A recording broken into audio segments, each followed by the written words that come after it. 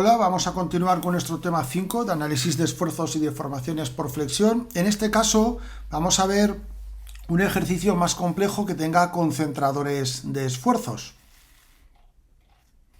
Bien, vamos al enunciado, nuestro ejercicio 185, y nos dicen que tenemos pues un croquis de un eje, como observamos en el dibujo, donde nos indican que en la zona croquizada, en toda esa zona central del eje, se recibe un momento de 30 newtons por metro.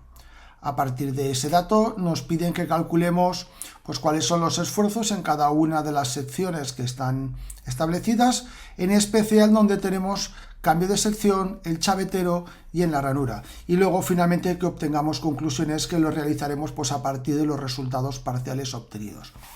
Bien, vamos a empezar de todas formas haciendo un análisis general. Observamos que tenemos una zona donde el eje es más ancho, sería esta sección 1.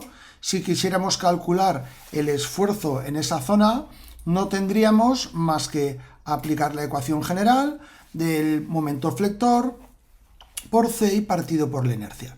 Sin embargo, no merece la pena hacerlo, puesto que tenemos secciones más estrechas. En ese caso, la C bajará de tamaño, pero sobre todo la inercia bajará muchísimo más de tamaño, con lo cual el resultado final será que el esfuerzo aumentará. Entonces no va a ser, la sección 1 no va a ser una sección crítica. Pasamos a la sección 2, donde tenemos el cambio de sección. Aquí en esta sección 2 tenemos una zona con un radio de 2 milímetros, según nos establecen, y por tanto, ahora sí, ahora en esa zona sí que podemos determinar lo que sería la tensión máxima. Aplicaríamos la ecuación modificada en la cual seguimos teniendo el momento flector, la distancia al centroide y la inercia, pero en este caso se modifica con un coeficiente concentrador de tensiones K sub T que debo calcular. Para esto vamos a utilizar unas tablas. Me pongo una diapositiva nueva para poder poner toda la información y me traigo la tabla. Bien, la tabla la tendríamos aquí. Representa un eje con un cambio de sección sometido a un momento flector. Para poder determinar ese coeficiente K sub T, lo que necesito averiguar es, en primer lugar, es entrar en el eje horizontal con el radio del empalme R minúscula partido por el diámetro pequeño. El diámetro pequeño va a ser esta zona central, son 25, y por lo tanto me hago mi radio 2 milímetros partido por 25, eso es 0.08, tendría aquí el punto de entrada. El punto de entrada me coincide perfectamente sobre la cuadrícula del gráfico, y para saber a cuál de las curvas debo subir, observo que las curvas representan el diámetro mayor partido por el diámetro menor de acuerdo al croquis de la tabla. En nuestro caso estaríamos hablando que el diámetro mayor son 40 milímetros y el diámetro menor son 25. Eso da una resultante de 1.6 y entonces me encuentro que tengo un gráfico para 1.5 y un gráfico para 2.0. Por lo tanto, cuando entro, subo, paso un poquito el de 1,5, observo dónde está el de 2.0 y aproximadamente, realizando una interpolación sobre el gráfico, cojo un punto un poquito por encima del gráfico de 1.5. Salgo a la izquierda y aquí estoy entre 1,85 y 1,9, con lo cual este punto de aquí de salida lo voy a establecer en 1.88. Ahora ya sí puedo aplicar mi ecuación donde calculo, por tanto, el esfuerzo en esa sección 2, que será ese coeficiente K sub T, el momento, C, hay que tener en cuenta que es el diámetro, porque estamos con un círculo macizo partido por 2, es decir, el radio, estoy calculando evidentemente para la sección comprometida, y el momento de inercia, que se puede calcular como pi partido por 64 por el diámetro a la cuarta. Otra opción sería utilizar directamente la ecuación que me proponen en el gráfico, pero es equivalente porque si observamos lo que se está haciendo es el diámetro partido por 2, incluirlo en el cálculo abajo del momento de inercia. Es absolutamente equivalente. Entonces, metemos los números en la calculadora y obtenemos un esfuerzo de 36,77 megapascales para esta zona de aquí de cambio de sección. Este valor me lo voy a guardar porque luego lo deberé comparar con las otras secciones. Avanzamos un poco. Bien, pasamos a realizar ahora la siguiente sección, que va a ser el chavetero. En el caso del chavetero, sección 3, sabemos que los coeficientes concentradores de esfuerzo de los chaveteros suelen estar entre 1,5, 1,6 y 2, y dado que no tenemos información de cómo ha sido mecanizado el chavetero para poder establecer qué esfuerzo coger, o bueno, más que qué esfuerzo, qué concentrador de esfuerzos, K sub T igual a 2.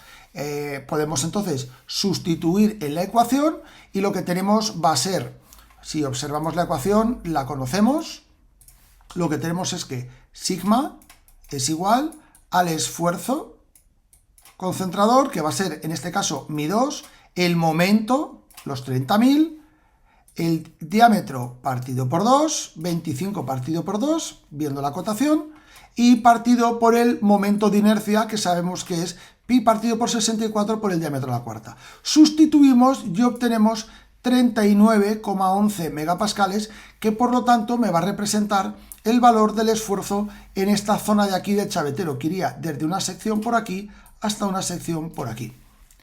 Avanzamos y vamos a ir a por la sección número 4. En la sección 4 lo que tenemos es una ranura. Para calcular una ranura vuelvo a utilizar una tabla o un gráfico que me permita calcular el coeficiente concentrador. Lo tengo, me lo traigo, y observamos que el tipo de dibujo que representa el gráfico se corresponde con la situación, un momento flector y una ranura. En este caso vamos a necesitar algunos datos. Necesitamos nuevamente conocer el radio en la ranura. Tengo el dato, es 1,2, y el diámetro que tenemos en la ranura, que es de 20. Hacemos la división y cuando hacemos el radio partido por el diámetro de 20, lo que nos encontramos es que es 0,06. Es decir, yo hago mis 1,2 milímetros y lo divido por los 20 milímetros, es 0,06, y este valor se corresponde con el que tengo que entrar por el gráfico. Entro por 0,06 y para saber a cuál de las tres curvas ir, observo que estas curvas se calculan como el diámetro fuera de la ranura partido por el diámetro, lo que aquí llama D sub G, que según la cotación es el diámetro de la ranura. Es decir, en nuestro caso el diámetro fuera de la ranura son 25 milímetros y el diámetro en el fondo de la ranura son 20 milímetros.